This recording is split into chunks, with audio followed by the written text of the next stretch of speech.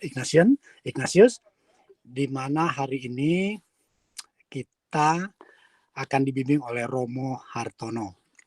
Dan tema hari ini adalah pembebasan dan perutusan, tema besarnya ya. Tetapi hari ini kita akan membahas sesi pertama dengan judul Janji akan Roh Kudus. Saya tidak akan memperkenalkan Romo Hartono karena kita semua sudah tahu siapa Romo Hartono, dan hari ini Romo Hartono akan memberikan meditasi online Janji akan Roh Kudus lewat perenungan kitab suci dari Kisah Para Rasul 1 ayat 1 sampai 5. Baik Romo Hartono, Romo bisa membuka acara dengan doa pembukaan. Silahkan Romo. Saudari-saudara sekalian, marilah kita mulai dengan doa. Saya membacakan dari Mazmur 51 ayat 13 sampai 15. Maaf dulu Romo, sebelumnya kan nanti kita akan memutarkan opening song yang dari Romo ya, itu. Nanti Setelah doa. Baik. Pembukaan opening song please ya. Baik, betul. Silahkan. Dalam nama Bapa dan Putra dan Roh Kudus. Amin. Amin. Ya Allah, janganlah membuang aku dari hadapan-Mu, dan janganlah mengambil roh-Mu yang kudus daripadaku. Bangkitkanlah kembali padaku kegirangan karena selamat yang daripadamu, dan lengkapilah aku dengan roh yang rela. Maka aku akan mengajarkan jalan-jalan-Mu kepada orang-orang, supaya orang-orang berbalik kepadamu. Ya Tuhan, kami haturkan waktu sekitar 1 jam malam hari ini, supaya kami makin mendekatkan diri dengan Engkau dan terlebih menyadari bahwa Engkau yang terus-menerus mendekatkan diri pada kami di dalam Roh Kudus-Mu. Kami haturkan doa ini dalam nama Putra-Mu terkasih, Tuhan kami Yesus Kristus. Amin. Amin. Dalam nama Bapa, Putra, dan Roh Kudus. Amin. Amin. Ya, silahkan Tia membuka dengan opening song dan video.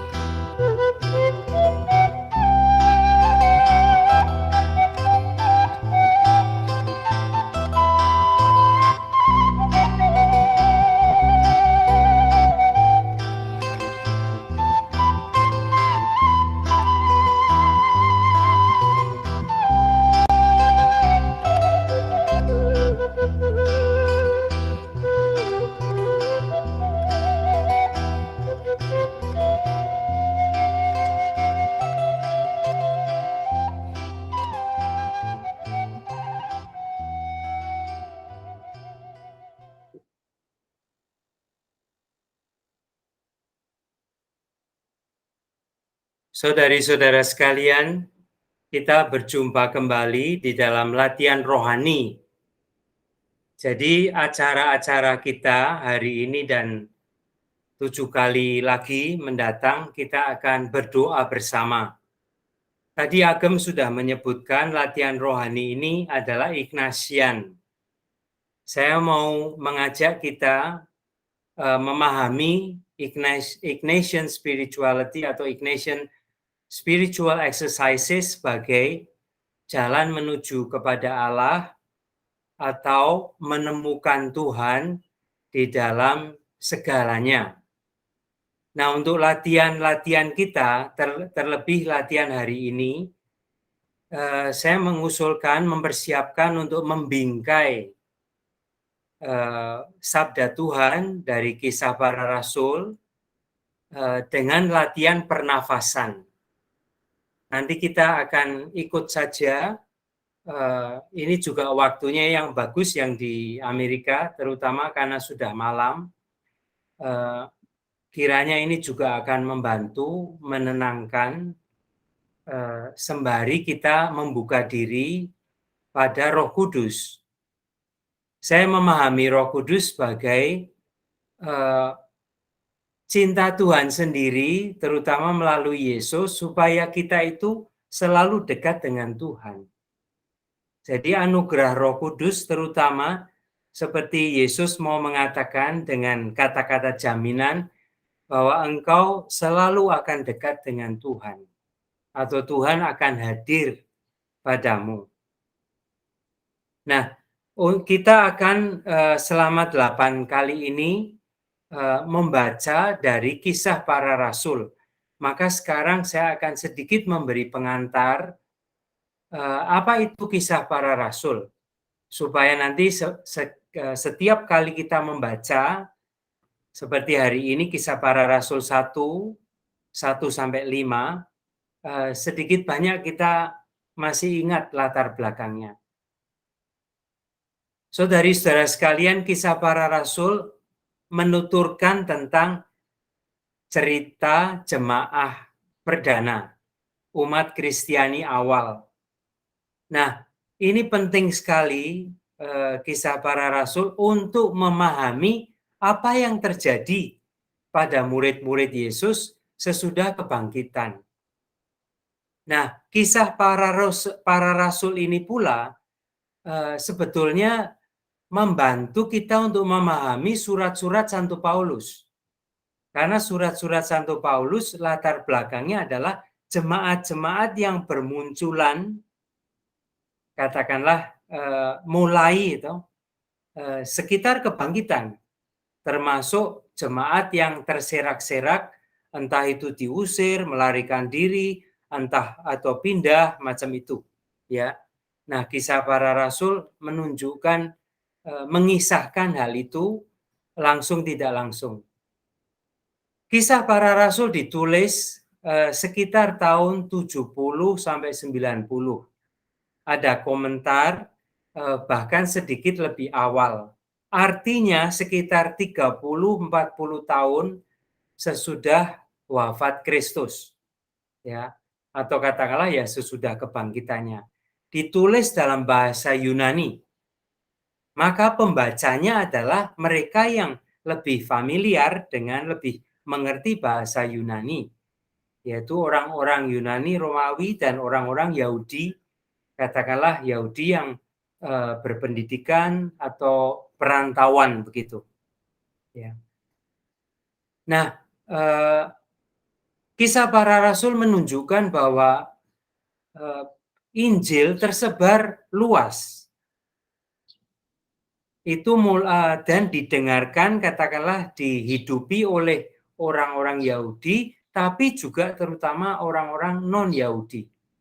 Dari Yerusalem, Antioquia, dari selatan makin ke utara, Asia Kecil, sampai Yunani. Ya. Nah, anehnya, mengapa disebut itu Kisah Para Rasul? Kalau sebetulnya ceritanya, isinya itu sebetulnya fokusnya adalah Yesus dengan Roh Kudus. Maka beberapa ahli kitab suci sebetulnya sudah mengusulkan lebih tepat diberi nama ya kisah Roh Kudus atau kisah Yesus dan Roh Kudus. Saya ingin menambahkan dua catatan lagi. Pertama, siapa yang menulis? Lalu yang kedua, untuk bacaan yang pertama ini, penulis mempersembahkan tulisannya kepada seseorang yang bernama Theophilus. Nah, penulisnya diyakini adalah Lukas. Lukas, rekan perutusan Santo Paulus. Nah, Lukas ini menulis pertama ya Injil, kisah Yesus Kristus. Lalu yang bagian yang berikutnya adalah yang kita sekarang mau menjadikannya sebagai bahan permenungan dan doa. Nanti hari ini kita juga sesudah latihan nafas dan kehadiran Tuhan, saya ingin mengajak kita berkontemplasi atau doa intuisi. Gitu.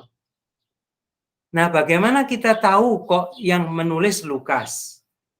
Itu disebutkan di dalam surat kepada jemaat di Kolose ayat 4, bab 4 ayat 14 atau Filemon bab 24 menyebut Lukas itu. Ya, walaupun sebetulnya kalau dipertanyakan mungkin Lukas itu ada beberapa orang juga. Tetapi rupanya Lukas ini yang teman Paulus katakanlah. Ya. Lalu itu sedikit tentang Lukas. Sekarang hari ini kita akan membaca Kisah Para Rasul bab 1 ayat 1 sampai 5. Ini surat yang kita mau baca itu dipersembahkan kepada Theophilus. Pertanyaannya siapakah itu Theophilus? Theophilus menurut satu komentar mengatakan itu nama umum.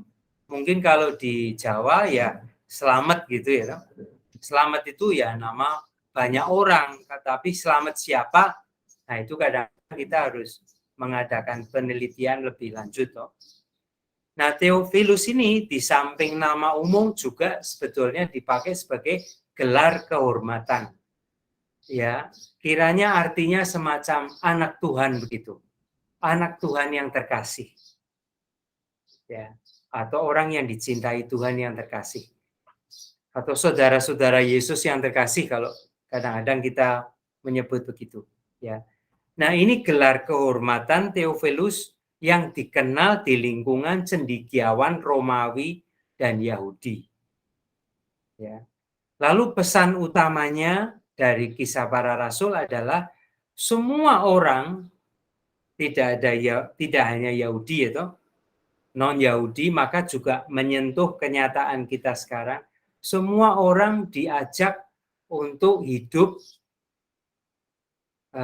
percaya Yesus sebagai Raja, Yesus sebagai Mesias. Kita tidak punya kepala yang lain kecuali Yesus. Ya, dan untuk itu Yesus menjanjikan Roh Kudus. Ya, supaya kita ingat terus, supaya kita kembali senantiasa kepada Yesus, supaya kita terus katakanlah dipegangi oleh rahmat Tuhan, supaya kita dekat dengan Tuhan.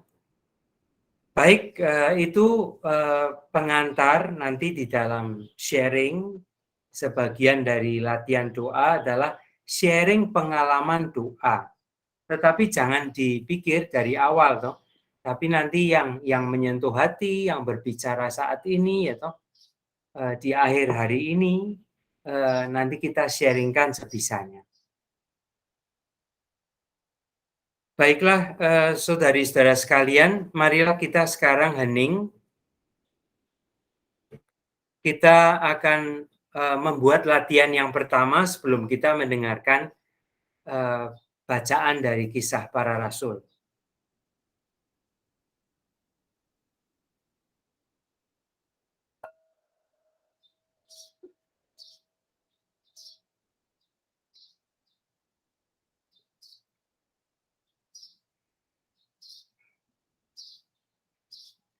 Saudari-saudara sekalian, marilah kita memasuki alam keheningan dengan cara menyadari pernafasan kita.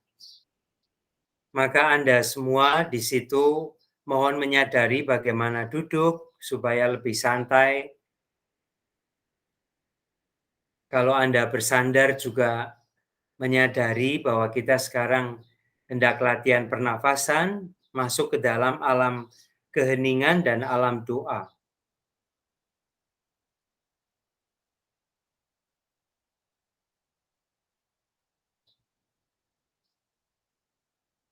Mulailah menyadari pernafasan. Kita menghirup nafas, kita melepas nafas. Kita menghirup udara yang lebih dingin, dan kita menghembuskan nafas, menghembuskan udara yang lebih hangat.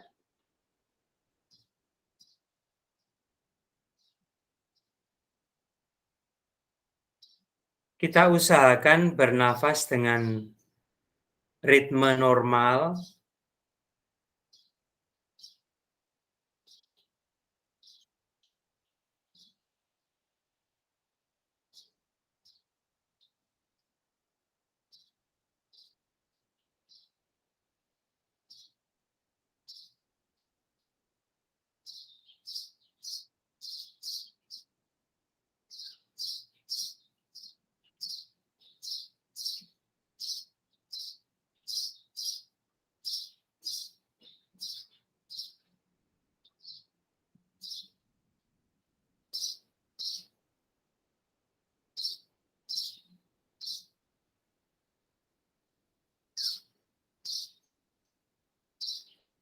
saudari-saudara sekalian, marilah kita melanjutkan latihan nafas ini dengan kesadaran yang baru,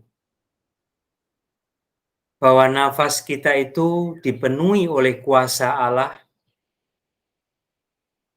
bahwa nafas kita dipenuhi oleh kehadiran Allah.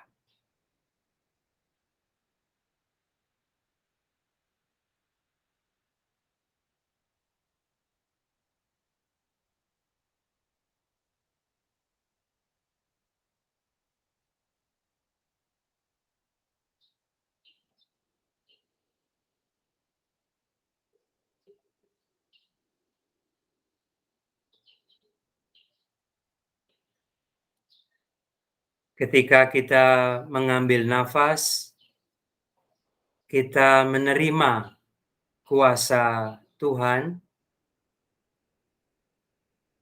Ketika kita menghembuskan nafas, kita membiarkan kuasa Allah itu menjadi bagian diriku sepenuhnya.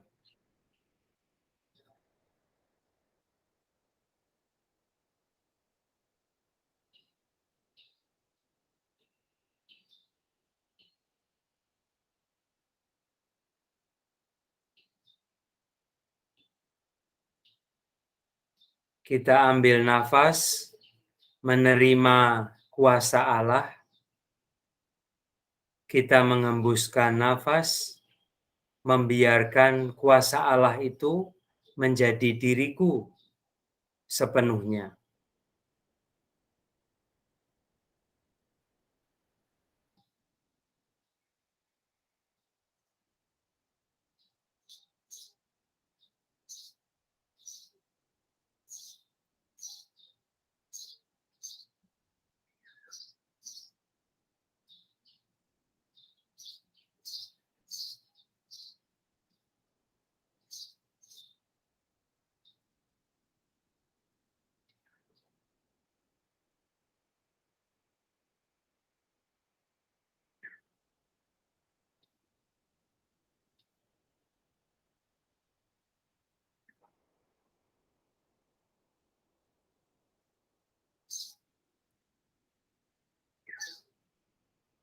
Kita mengerti juga bahwa nafas dipenuhi oleh kehadiran Tuhan.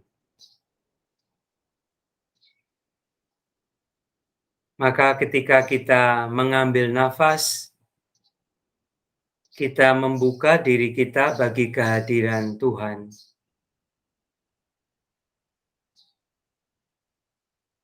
Kita mengembuskan nafas, kita membiarkan kehadiran Tuhan itu mengelilingi aku.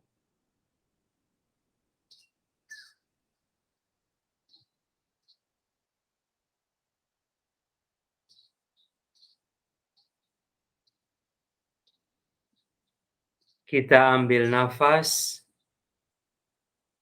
membuka diri bagi kehadiran Tuhan sepenuh-penuhnya.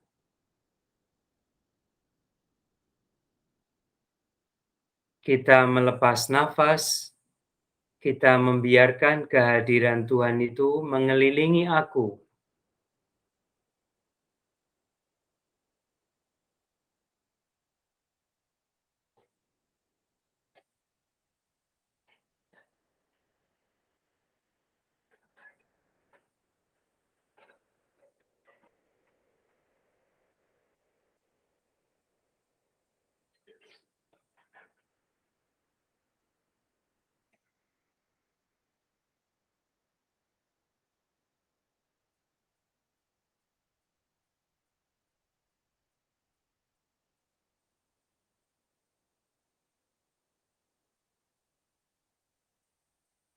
Saudari-saudara sekalian, marilah kita melanjutkan latihan ini, latihan pernafasan dengan tahap yang lain.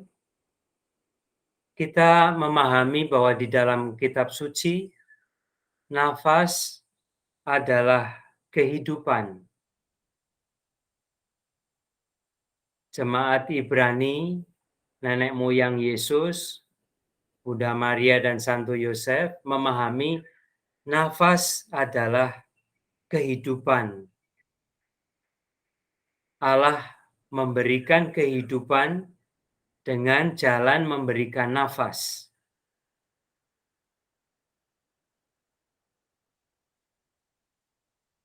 Maka orang Ibrani memahami ketika orang berpulang kepada Allah meninggal dunia, itu saat ketika Allah menerima nafasnya, mengambil nafasnya kembali kepadanya.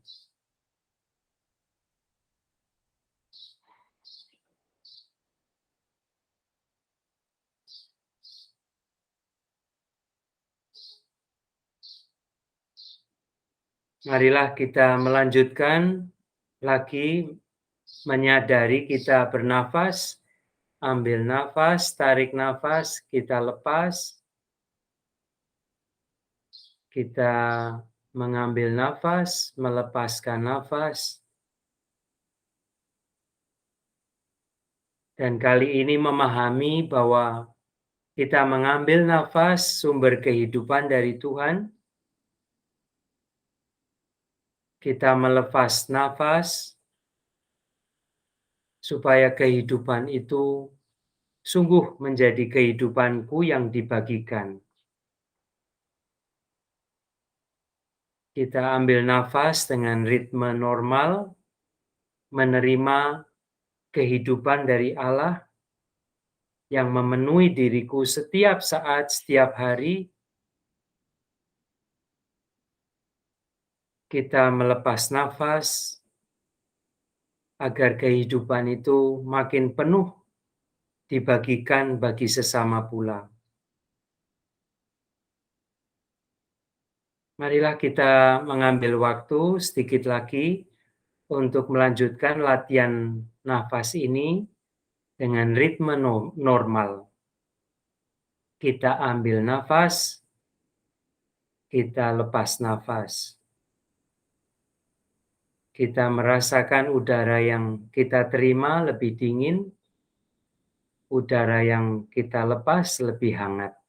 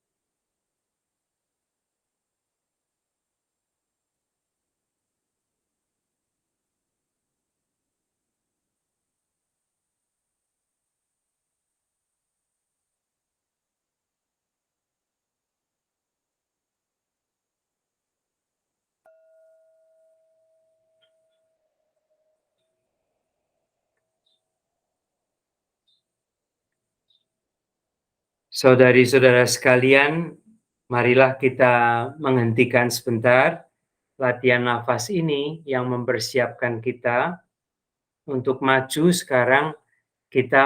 Marilah kita mendengarkan bacaan dari Kisah Para Rasul bab 1 ayat 1 sampai 5. Kita mendengarkan bacaan dulu, kita minta tolong Cynthia untuk menayangkannya, lalu kita akan melanjutkan dengan kontemplasi.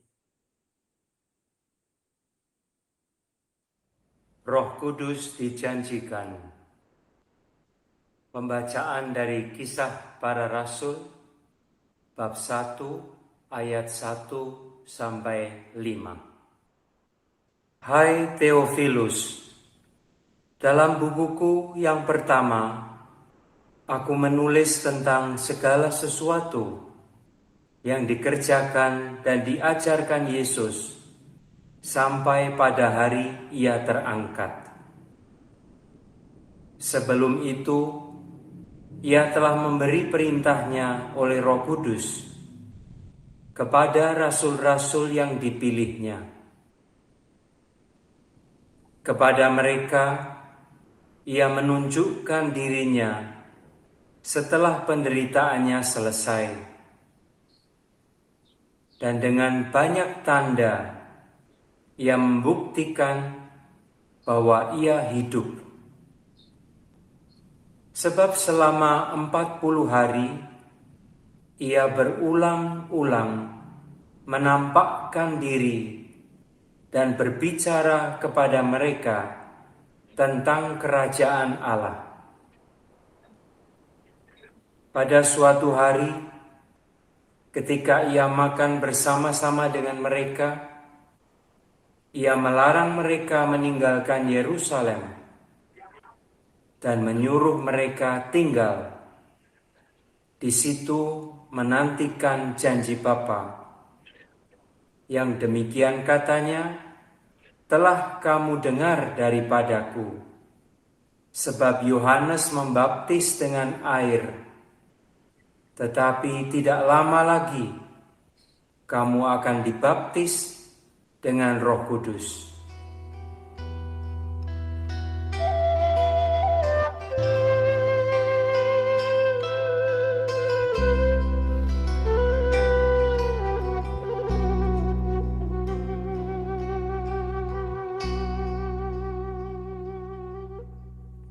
Demikianlah sabda Tuhan.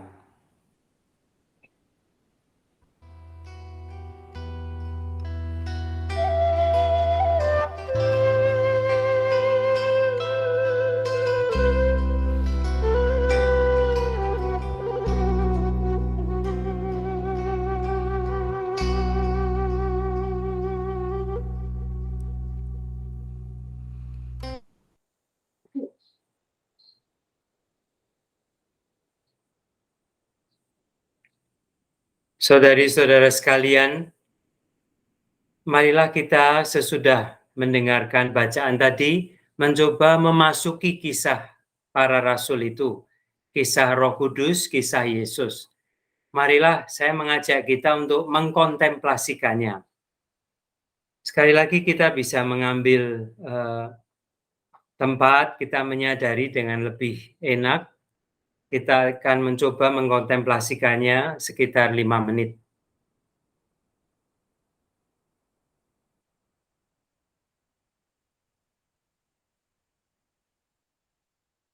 Saudari-saudara sekalian, kontemplasi adalah doa intuisi, doa intuitif.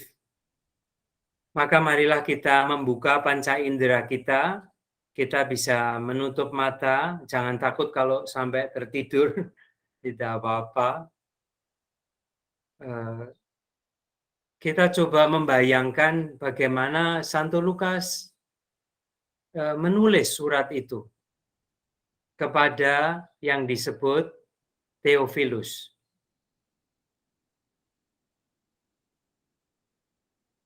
Sebuah surat pribadi. Sebuah surat yang dimaksudkan supaya bisa menyentuh hati sedemikian rupa sehingga dibagikan. Maka kita ikut membacanya sekarang.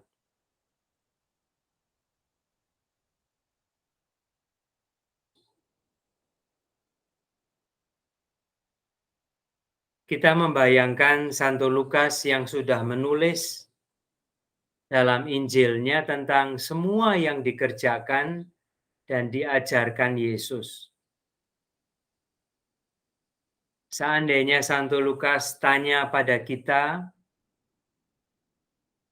apakah kita mengingat sesuatu yang istimewa, yang berarti khusus tentang yang dikerjakan Yesus,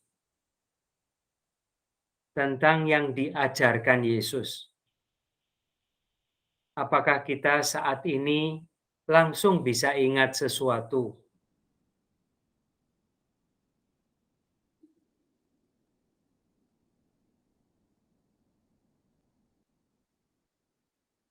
Kita membiarkan intuisi kita sesudah latihan pernapasan juga diberkati dengan kehadiran Tuhan. Kita membiarkan panca indera kita, termasuk rasa merasa kita, diterangi oleh kehadiran Tuhan.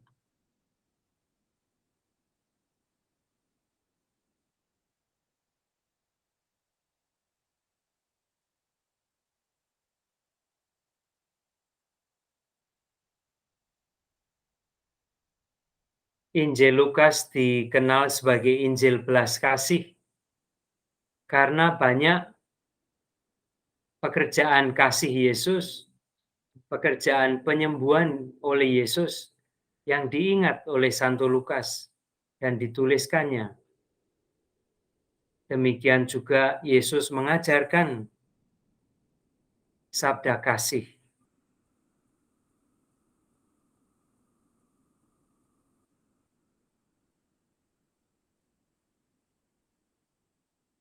Di dalam Kisah Para Rasul yang mulai kita baca malam hari ini, Santo Lukas melanjutkan cerita tentang Yesus itu. Sesudah kebangkitan, bagaimana Yesus melanjutkan karyanya supaya keselamatan Allah sampai kepada semakin banyak orang.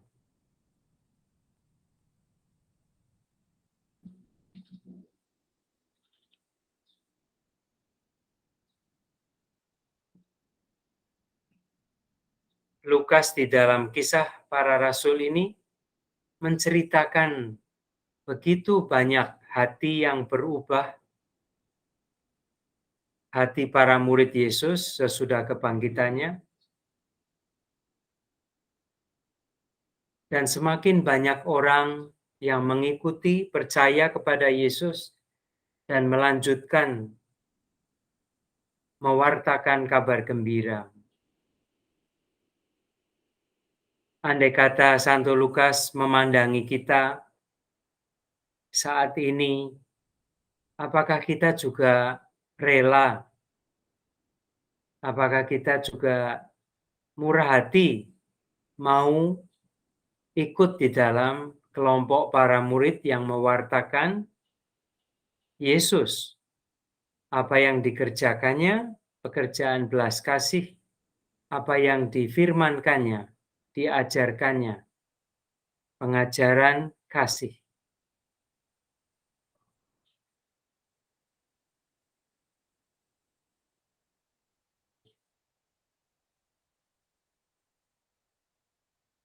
Santo Lukas juga mengingat benar janji Yesus bahwa kita terus akan disertai oleh Tuhan di dalam roh-Nya. Roh Kudus adalah kehadiran Allah di tengah-tengah kita juga di zaman ini yang dianugerahkan kepada para rasul di awal jadinya gereja, terus berlanjut sampai saat ini.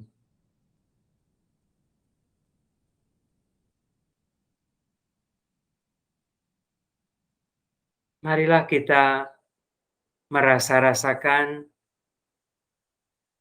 bagaimana Roh Kudus juga hadir di dalam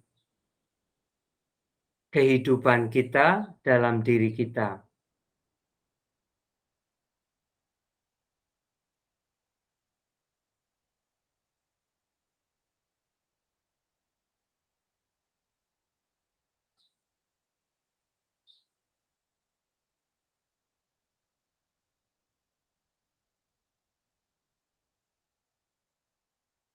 Kita bersyukur bahwa Roh Kudus hadir dengan cara yang unik di dalam kehidupan kita. Juga kalau kita kurang menyadari, banyak kata-kata kita yang terinspirasi oleh cinta kasih yang berasal dari rahmat Roh Kudus. Kita bersyukur pula untuk perbuatan-perbuatan, pekerjaan-pekerjaan yang juga disinari oleh semangat cinta kasih. Sehingga Yesus dirasakan lagi dan lagi saat ini secara konkret.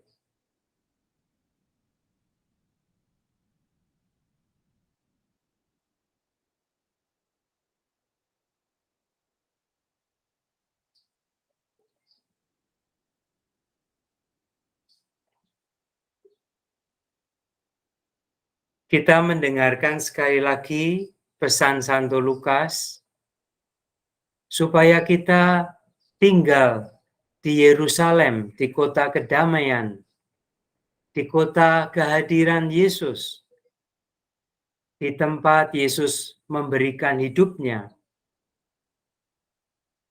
di tempat Yesus memenuhi kehendak Bapanya,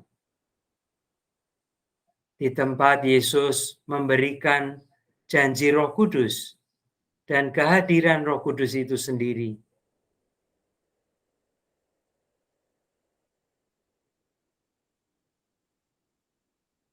Marilah kita di dalam kontemplasi ini mendengarkan kata-kata Santo Lukas di dalam Kisah Para Rasul, agar kita tinggal di kota damai ini.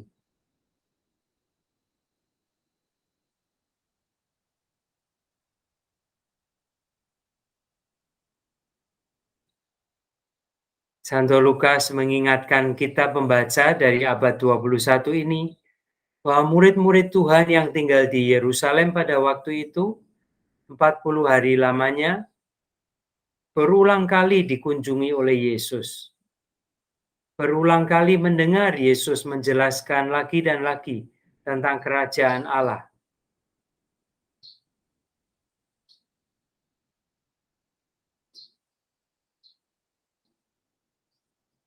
Dan mereka terus menerima anugerah Roh Kudus.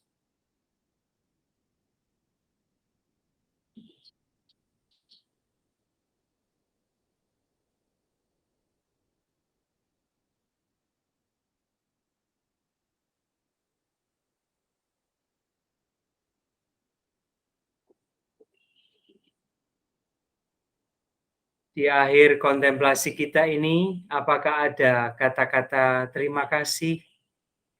Apakah ada kata-kata khusus yang ingin kita sampaikan kepada Santo Lukas, penulis Kisah Para Rasul? Dipersilahkan di dalam keheningan, dalam kontemplasi ini, kalau ingin mengucapkan sesuatu, langsung kepada Santo Lukas.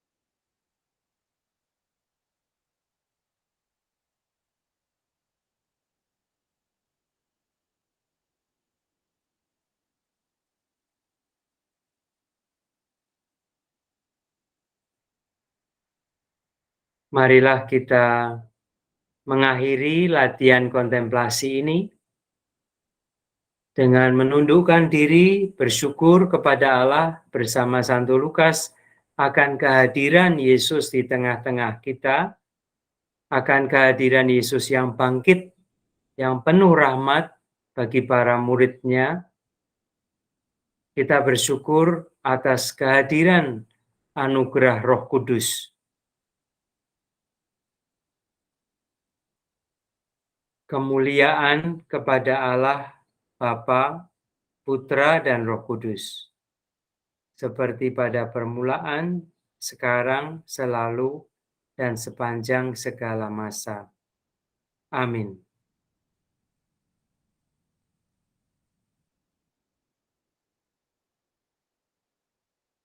Kita pelan-pelan bisa kembali. Kalau yang tutup mata bisa buka mata. Kita pause, kita berhenti dulu untuk latihan ini. Nanti kita masih punya satu latihan penutup. Sekarang saya ingin mengundang, seandainya ada saudari-saudara yang mau membagikan pengalaman dari latihan doa kita, latihan pernafasan, latihan dengan mendengarkan sabda, latihan kontemplasi atau doa intuisi. Jangan khawatir, ini baru pertama, nanti kita akan mengulang-ulang supaya kita makin bisa mengikuti, bisa berdoa intuisi ini.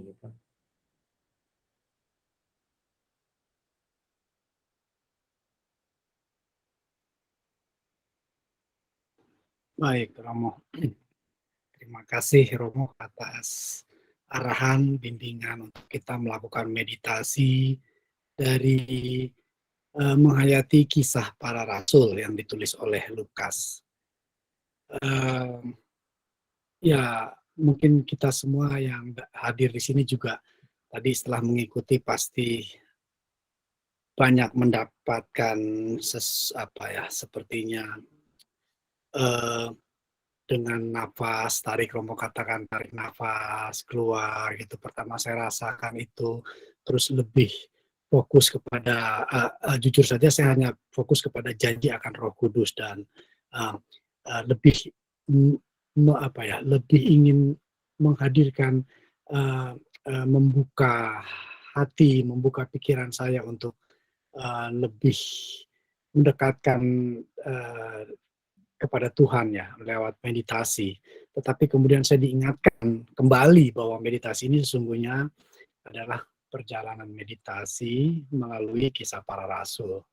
Sebaiknya kita semua di sini juga coba membaca kisah para rasul dalam artian kalau kita lebih persiapan tentang ini, saya pikir saya mendapat sedikit saja sudah cukup. Seperti Romo katakan tadi, ini baru awal, sudah cukup Romo, sangat amat membawa saya untuk bisa masuk bersama Lukas dalam kisah-kisah para rasul. Meskipun sesungguhnya hari ini saya tidak siap untuk memahami tentang kisah para rasul, begitu loh. Tetapi Romo sudah jelaskan bahwa bagaimana kalau di dalam renungan hari ini kita berjalan bersama Lukas, dan bagaimana kalau Lukas tadi bertanya kepada kita tentang apa sih yang kalian dapat dari kisah-kisah Tuhan Yesus, apa sih yang diajarkan oleh Yesus. Terus kemudian diingatkan kembali bahwa kita ini akan terus didampingi oleh Tuhan Yesus, begitu loh. Jadi saya melihat ini kita rekam, acara ini kita rekam. Jadi mungkin kita bisa melihat kembali rekaman ini, coba kembali mendampingi diri kita sendiri dengan kisah para rasul yang sudah kita siapkan. Jadi mungkin lebih masuk, Romo, maksud saya begitu. Karena ini juga baru pertama, dan mungkin untuk berikut-berikutnya kita sampai sesi 8 ya, Romo ya.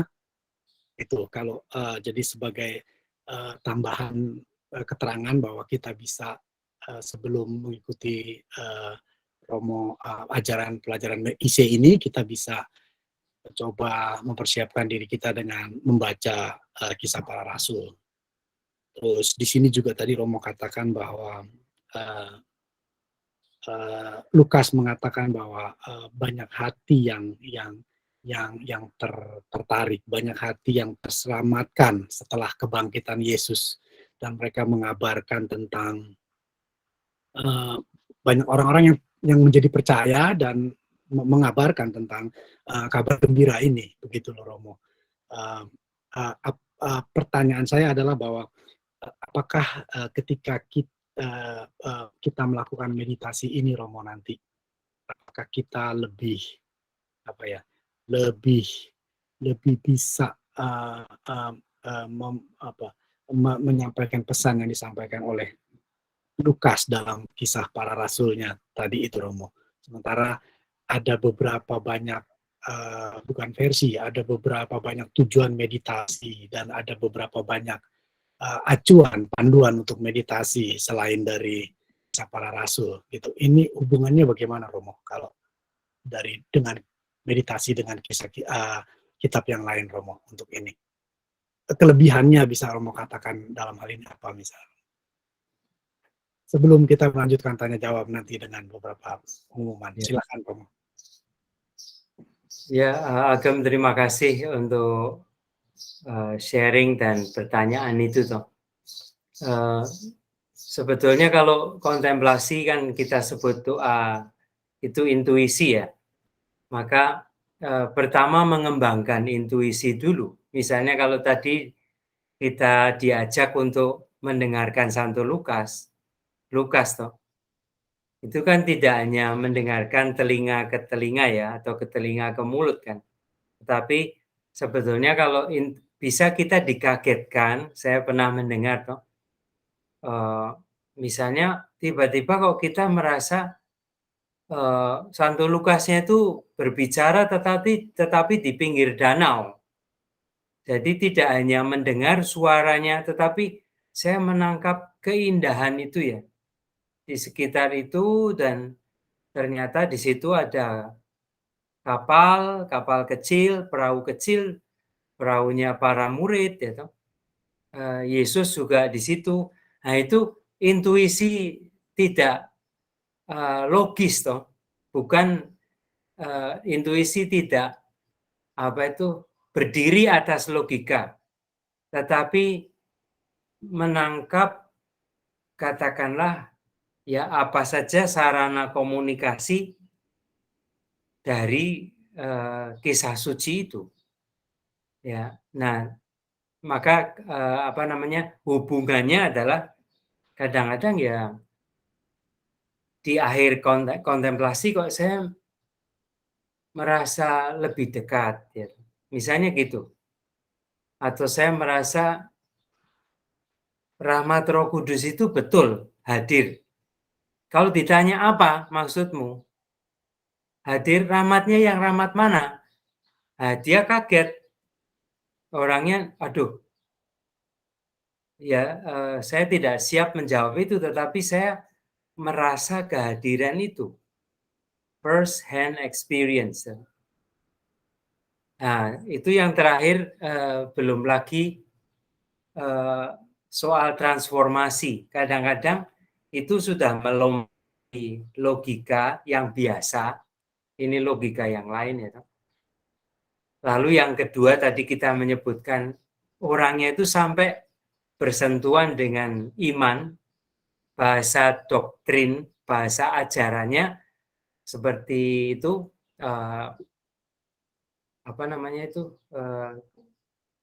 konstitusi tentang sabda Tuhan itu menyebutnya merasa manis. Ya, sabda itu terasa manis. Nah, tentu saja jangan dikatakan manis madu atau manis mangga. Nah, bukan begitu ya. Tetapi orangnya sampai pada itu. Nah, yang terakhir itu poin saya sebetulnya transformasi. Kadang-kadang sulit dijelaskan secara keseluruhan. Ya. tetapi ada proses transformasi internal itu mulai, yaitu misalnya keterarahan kembali, ya melalui kontemplasi kita ini kok, oh iya ya, saya itu kok seperti naik motor ke arah Tegal, itu kok tiba-tiba saya diingatkan, saya mau balik, itu saya perlu motor saya ini tidak arah ke Tegal tapi arah ke Semarang, misalnya gitu, ya.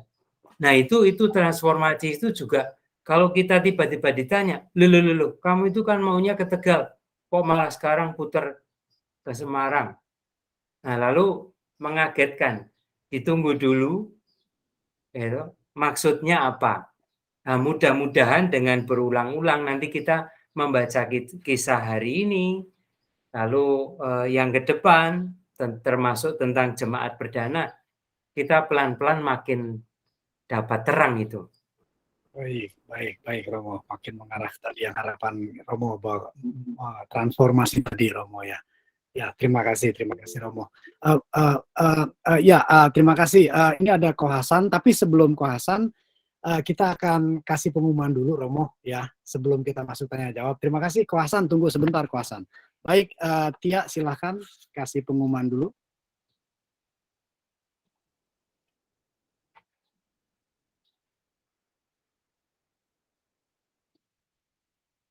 Baik, bagi para peserta hadirin yang ingin memberikan sumbangan kasih untuk kelancaran acara-acara online kita, bisa memberikan melalui cek kepada WKICU, itu dikirimkan ke alamat Marcella, alamatnya ada di sini dan juga ada di website kita.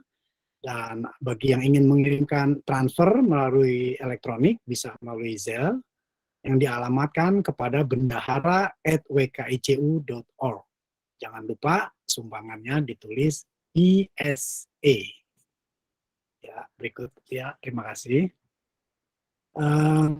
Untuk hari Minggu nanti kita akan ada acara Iman yang Berpikir, dipimpin oleh Romo Ismartono, SJ. Kita memasuki sesi kedua terakhir, bukan sesi terakhir ya, kedua terakhir yaitu sesi 8. Temanya adalah ajaran sosial gereja setelah pandemi COVID-19. Cukup menarik karena kita tidak tahu bagaimana setelah pandemi COVID dan hubungannya dengan ajaran sosial gereja. Ini hari Minggu tanggal 8 Mei, jam 6, bukan jam 5 ya, jam 6. Dan di Indonesia hari Senin jam 8 pagi, kita jam 6 sore. Berikutnya. Kemudian acara Romo Hartono untuk berikutnya, sesi berikutnya, meditasi yang sesi kedua, dengan tema kenaikan Yesus ke surga. Ya, dibimbing oleh Romo Hartono, hari Kamis jam 8. Dan di Indonesia jam 10 pagi. Dari kisah para rasul, sekali lagi tadi saya ingatkan, kita sebisa mungkin kita persiapan untuk lebih bisa masuk ke dalam meditasi dan lebih bisa ikut serta lebih dalam, bahwa kita persiapkan untuk membaca kisah para rasul 1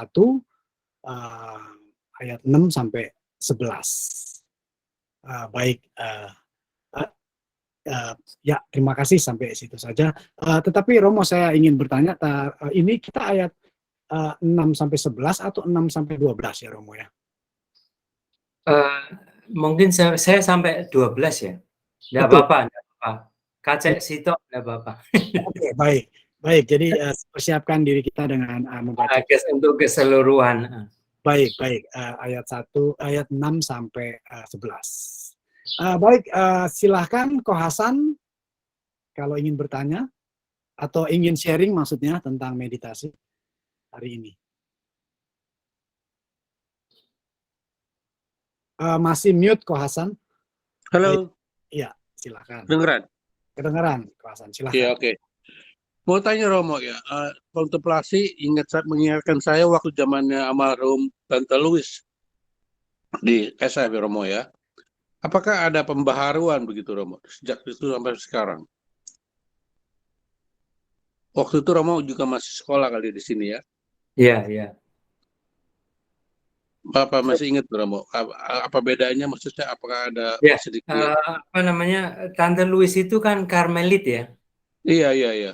Ya, sebetulnya kalau ditanya pembaruan dalam hal apa, tetapi kalau tradisi yang berbeda-beda ya, apa itu bisa ya, katakanlah ya begitu. Tetapi Oh, ujung-ujungnya kontemplasi itu sebetulnya ujung-ujungnya kan keheningan. betul. Ya, dan Baik, terima kasih Romo. By the way, terima maksudnya kasih saya ya, terima kasih. Terima saya kasih. baru join lagi karena nggak pernah dapat ini Romo. Saya rupanya mesti register begitu. Saya Iya, dapat iya, dari Mas Susilo. Nanti iya, akan iya. saya pribadi deh, Pak Hasan. Terima kasih. Welcome, Teman, welcome. terima kasih. Baik, Agam didn't take care of me. ya, baik. Yes, yes, good. Thank you Romo. Thank Terima kasih, Pak you. Hasan. Ya, lagi ingin sharing, silakan dibuka.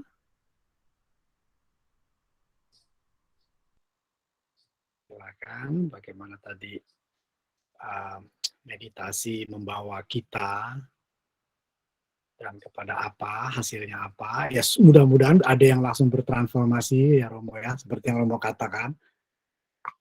Ya kalau baru-baru awal tidak masalah. Apa namanya, sembari kita menunggu, kontemplasi itu juga seperti bisa kita gambarkan seperti anak kecil yang digandeng ibu atau ayahnya itu loh.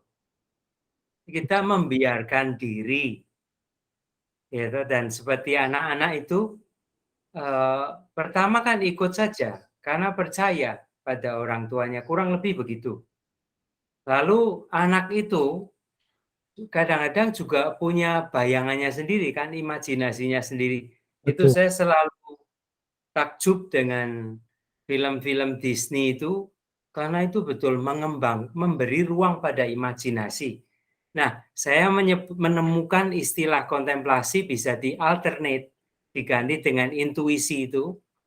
Saya harap bisa membantu kita berani, bukan pertama-tama mengada-ada imajinasinya, tetapi dengan seperti intuisi itu seperti membuka jendela, lalu otomatis melihat sesuatu. Kalau kita mau memperhatikan itu, menghidupkan intuisi, ya itu lalu tiba-tiba seperti kita anak kecil digandeng ayahnya atau ibunya gitu, mungkin kita bisa merasakan tangan ayah atau ibu itu kencang apa tidak kencang, kasihnya itu susah dijelaskan ya. Tetapi anak itu hanya aman, pasti saya tidak akan jatuh. Itu Baik. kan seperti pesan kalau orang dewasa ya. Kalau saya kesandung, anak-anak ya kesandung namanya anak, apalagi yang masih kecil sekali, jalannya kan kacau ya. Betul. Tetapi sepertinya itu ditenteng sama ayah ibunya kan. Baik, Nah, baik. terus yang lain itu kemarin ada diskusi menarik tentang Bunda Maria di Indonesia. Kalau tradisi kita menyebutkan kan kita di bawah mantel Bunda Maria kan. Kita itu seperti anak-anak di bawah mantelnya. Nah, di Indonesia itu apa padanannya? Nah, itu di Jawa itu seperti kalau ibu jaritan. Ya, Ya, jari, ibunya jari kan, sarungnya gitu, jarinya gitu ya. ibunya pakai sarung. Nah, anak-anak Jawa itu, tapi ya maaf ini contohnya dari dunia Jawa ya. Itu biasanya pegangan ujung jarit itu. Jadi ibu tidak akan selalu memegangi anaknya, tetapi kalau anaknya bersama ibu itu pegangan jarit itu. Dan itu tanda connect, toh, seperti internet kita connect. Dan itu katakanlah kalau connect, kalau anak itu mau jatuh atau anak itu apa, itu tinggal tarik jarik atau jarit itu, Betul. atau ibu itu tangan ibu dekat sekali, ya, dan sigap sekali ibu itu. Tadi Tante Swan menyebut tentang minggu ini kan hari ibu itu bisa. Tetapi gambaran itu khas sekali Jawa yang jaritan. Tetapi tradisional Katolik itu mantelnya gitu.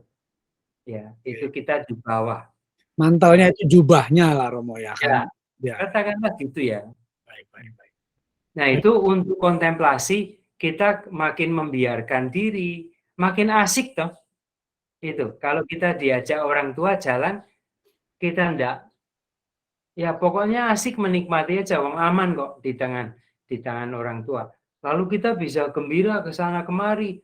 Kalau kita tersandung juga orang tua akan segera memegangi kita, tidak akan jatuh dan seterusnya. Lalu itu ya damai berkembang di dalam intuisi. Lalu kita bisa mengalami kedalaman dari doa itu dan keindahan ya. Karena kita pakai intuisi, tidak hanya pakai logika, tidak hanya pakai doa kata-kata, disebutnya doa devosi ya. Doa devosi itu kadang-kadang permintaan-permintaan, syukur-syukur diulang-ulang toh. Nah, ini doa kontemplasi, doa intuisi. Baik. Mungkin untuk hari ini kita cukupkan sekian dulu ya. Romo, Saya pertanyaan Romo, sorry maaf ada yang bertanya. Ya. Aqua. Ya, Jena silakan. Maaf, sorry, saya tidak melihat. Oh, sorry Romo, sebentar aja cuma mau Ya, sharing. no problem. Apa namanya? Tadi pengalaman saya ini saya belajar, maksudnya pertama kali saya ikut kontemplasi itu waktu saya SMP mau. Jadi udah 40 tahun yang lalu deh. SMP kelas 3 itu retreat bareng-bareng teman-teman sekolah. Waktu itu kita di kapel. Itu diajarin pertamanya juga dengan pernafasan juga. Sampai saat ini itu yang paling terkesan sama saya.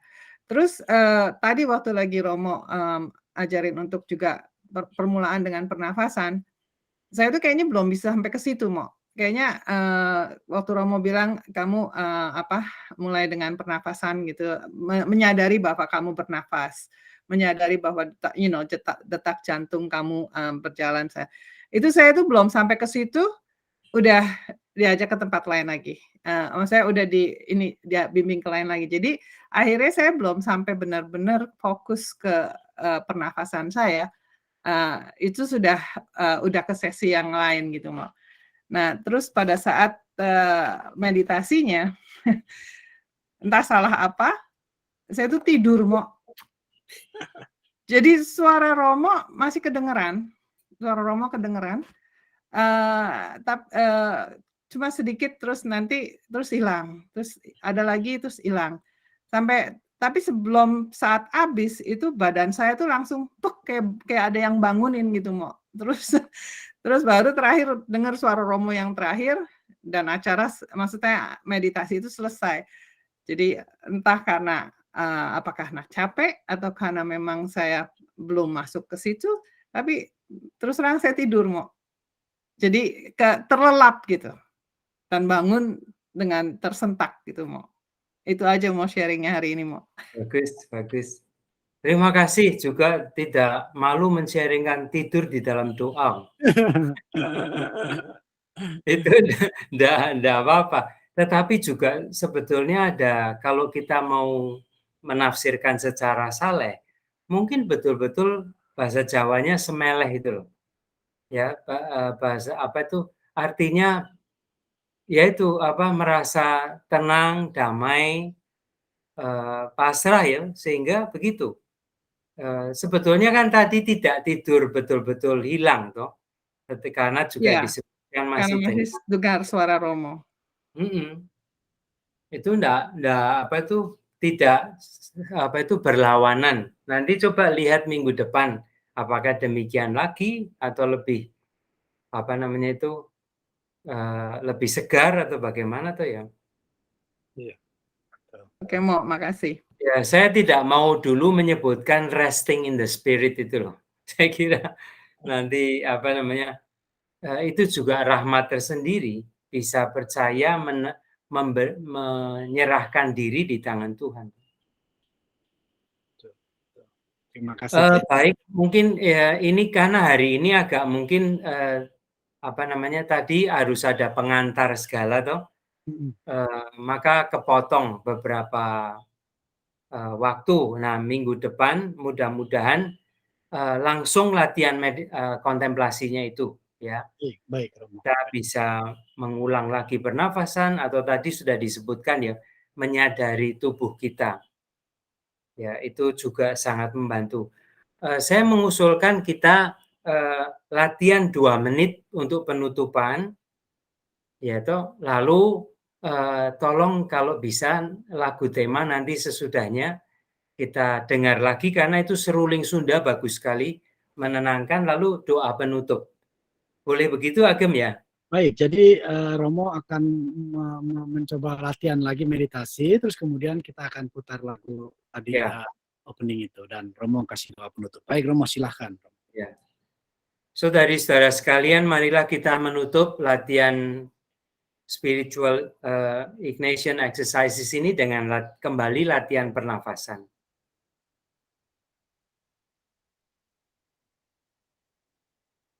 Kembali kita menyadari nafas kita. Kita menghirup nafas, melepas nafas.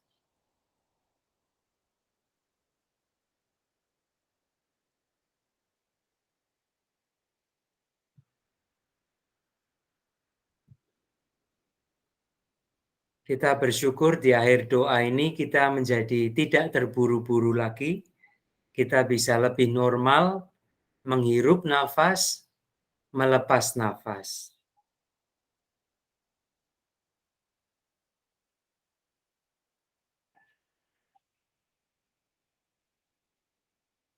Latihan terakhir ini saya mengajak kita untuk mengungkapkan aneka perasaan melalui nafas. Aneka perasaan kepada Tuhan. Ketika kita menghirup nafas, kita ingin mengungkapkan perasaan apa? Ketika kita melepas nafas, kita ingin mengungkapkan perasaan apa? Perasaan-perasaan kepada Tuhan.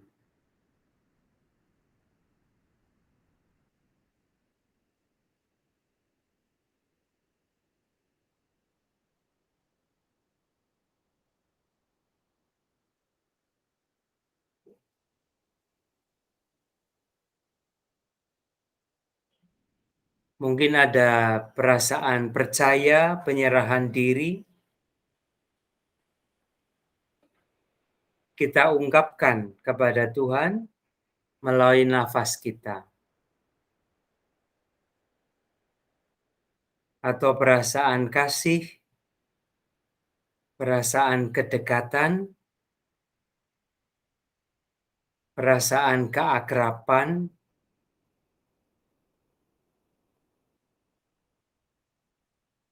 kita nafas normal,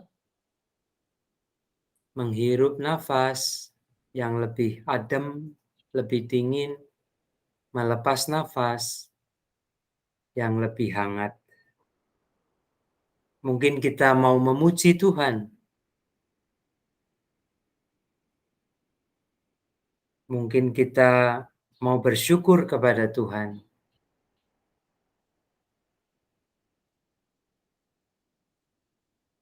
Atau kita menyembah Tuhan melalui pernafasan yang dianugerahkannya, kehidupan yang dianugerahkan kepada Tuhan, kehadirannya,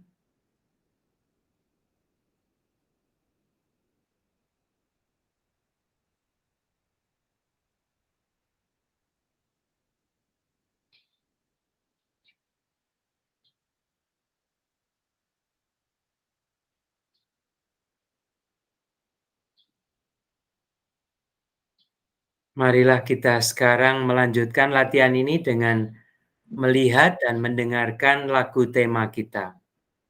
Kita minta tolong Cynthia untuk memutarkannya kembali.